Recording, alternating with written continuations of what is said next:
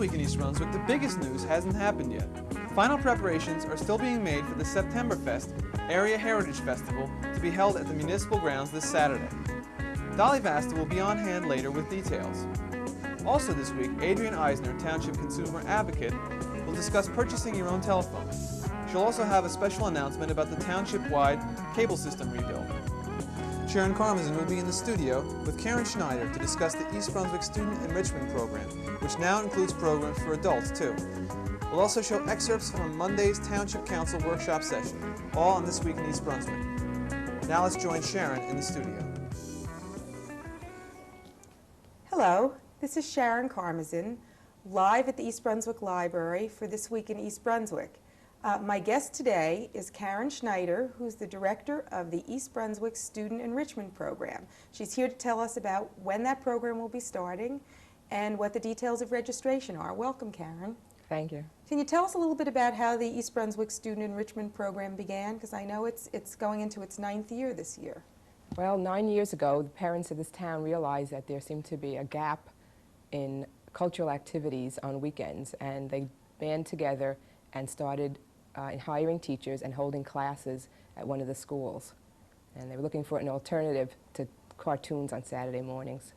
And now I understand the program has expanded and isn't just children, is that correct? Right. The parents would bring their children and say to us, why don't you have something for us?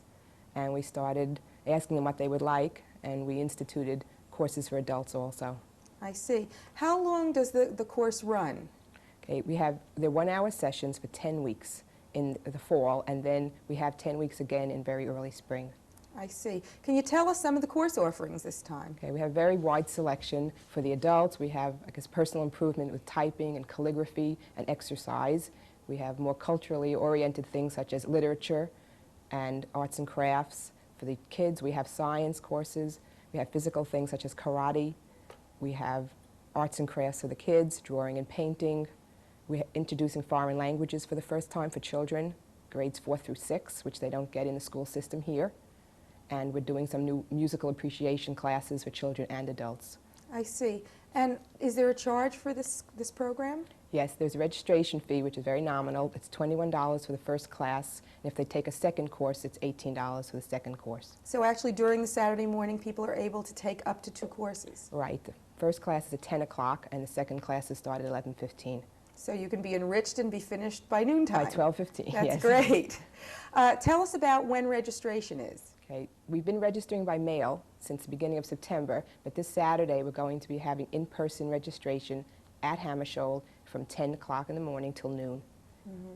And so people can come to Hammersholt to register then? Right, we're going to be in the lobby of Hammersholt, and they could find us at a desk there. And when do the classes start? Classes start the following Saturday, October 1st. I see. Can you tell us a little bit about who teaches? Yeah, we have a very interesting selection of instructors. Many are professional people who work perhaps in New York during the week at their profession and then enjoy teaching, working with young people. And on Saturday mornings, they're willing to come in and be our instructors in such things as the computer class and the musical classes. And we also try to get professional certified teachers who work in our school system during the week to come in on Saturday mornings and help us with our kids. I see. You mentioned, too, that there is a program for the intellectually gifted child? Right. We've been working with Dr. Ginsburg on putting together some classes for the gifted and talented from the town. And we have such things as creative writing, biology, and computers, which are just for those children. Now, if parents were interested in having their children enroll in those, is there any special qualification? Yes, we do have some requirements which are a little less stringent than the ones in the township. We ask that their IQ level be a certain number, and we ask that they get a letter from a teacher or an administrator of their school supporting the fact that they would be qualified to take a more difficult kind of class. I see. Now, if any of our viewers are interested in more information about the Student Enrichment Program, I know we have your brochures right here at the reference desk in the library. If they'd like to call and speak to someone, can you tell us what numbers they would call? Sure. They can call 238-3912 or 828-1832, and we'll be glad to help them pick out a class, perhaps. Okay, so if anyone is interested in the Student Enrichment Program, best advice is to come down to Hammersholt School on Saturday morning. and talk to the people who are there and see about registering for a very interesting program. Thank you very much for being with me today. This is Sharon Karmazin at the East Brunswick Library for This Week in East Brunswick. Until next time. Those concerned about the low water level at Farrington Lake can rest easy, according to East Brunswick water specialist Michael Oboleski. Although normal odd-even water rationing is still in effect, there's plenty of water to go around. The structural work performed on the Farrington Dam has been successfully completed. The present low levels are due mainly to the high demand and low amount of rain this summer. Now for some information about the Township Septemberfest, let's join Dolly Vasta. Hi, this is Dolly Vasta, telling all of you out there, Saturday, September 4th, is the Area Heritage Festival, Septemberfest, up on the grounds of the municipal building. So get a hold of the wife, the husband, and all the kids, and make it a day-long excursion. We have plenty for you to do here. Starting at 11 o'clock in the morning will be our opening ceremonies. Mayor William Fox will be here, Mayor James Janicki from South River, and a guest speaker from the United Nations. There will also be a parade of the UN flags by the area Boy and Girl Scouts from 12 to 1:15. As a very special feature for the small fry will be the shirt tail characters and a juggling clown from Great Adventure. From 1 o'clock on through 7 o'clock Saturday evening, under the yellow and white striped tent will be continuous entertainment. We will have the Children Chinese Chorus, the Rutgers Chinese Chorus, the Rutgers Folk Dancers, the East Indian Dance Company, A Taste of Ireland, the prizes that are to be awarded for the Best Arts and Crafts exhibit. If you are watching this on Saturday itself, why, come on out anyway. You've still got plenty of time to catch all the fun and the excitement over at the municipal grounds. So I'll see you there. Hello, this is a message from the East Brunswick Consumer Affairs Office. Stora Cable Communications is currently in the process of rebuilding the entire cable system in our township. If anyone has concerns or problems regarding this construction, please call our office at 390-6954 for further information. Stora will be appearing before the Township Council on Monday evening, September 26th, 8 p.m. in the courtroom in the municipal building. Any interested residents are invited to attend. Thank you. At this week's Township Council meeting, officials discussed methods for funding a loan to Brookview Fire Company. Later, Councilman Jerome O'Connor made a proposal to restrict the use of Route 18 by tandem trailers, in line with suggestions made by Governor Kane. I'm sure some of you read the Star Ledger the other day that the Federal Highway Administration has posted in the Federal Register their designated routes for using tandem trailers throughout the state.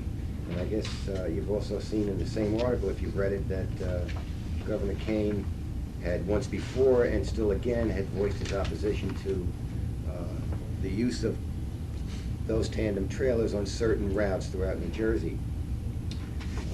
It's my feeling that the use of Route 18 by tandem trailers would be certainly detrimental to the health, the safety, the well-being, and the jitters and the nerves of anybody who uses those or lives around here. I can remember probably 6 months ago, a year ago, when we were walking certain districts up in that area, that there was some concern voiced by people who live in the Lawrence Brook area about tandem trailers when that issue first came about. What also concerns me is that I think that there was a trade-off made by the administration, the federal administration, and the trucking lobby when the federal tax was increased for gasoline.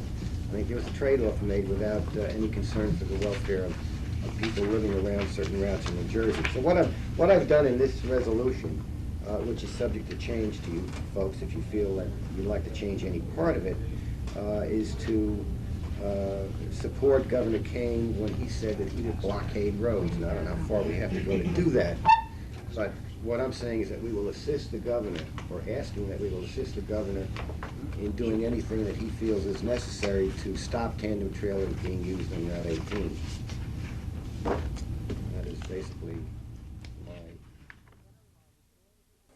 Again, a reminder to interested cable subscribers, Store Cablevision will be at the Town Council meeting next week. That's next Monday night at 8 o'clock. Now let's rejoin Adrianne Eisner for Consumer Aware. Perhaps this year will be the year in which you decide to buy your own telephone. Since Ma Bell ceased to be the country's major supplier of telephones, the phone market has expanded dramatically. For the style-conscious, there are designer phones, antique phones, even Mickey Mouse and Kermit the Frog phones, and the list goes on and on. Competition may soon force prices down to a point where it will be hard to resist buying your own telephone. In the future, many of us will be buying rather than renting. In essence, purchased telephones become much like any other household appliance, like a toaster oven or a stereo. You shop for price, but you also shop for warranty, durability, and future service.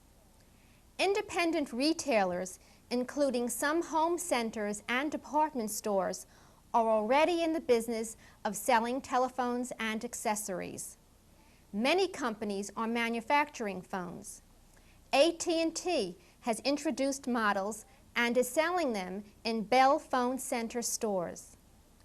Phones come in a variety of types: rotary dial desktop units, rotary dial wall phones, push-button phones, and cordless phones. Be sure that the phone you buy has an FCC sticker bearing a registration number and a ringer equivalency number. The registration number indicates that the FCC has found that phone to be compatible with the nation's telephone system. The ringer equivalency number shows how much electricity the phone uses when it rings. If the total of ringer equivalency numbers for all phones in your home exceeds 4, the phones may not receive enough electricity to ring. The date of manufacture should be stamped on the bottom of each phone you look at. Check this date to guard against paying new phone prices for a refurbished model. Check into warranty and service agreements before selecting a telephone. Manufacturers' warranties run anywhere from 90 days up until a year. In addition, many retail outlets extend these warranties beyond that of the manufacturer.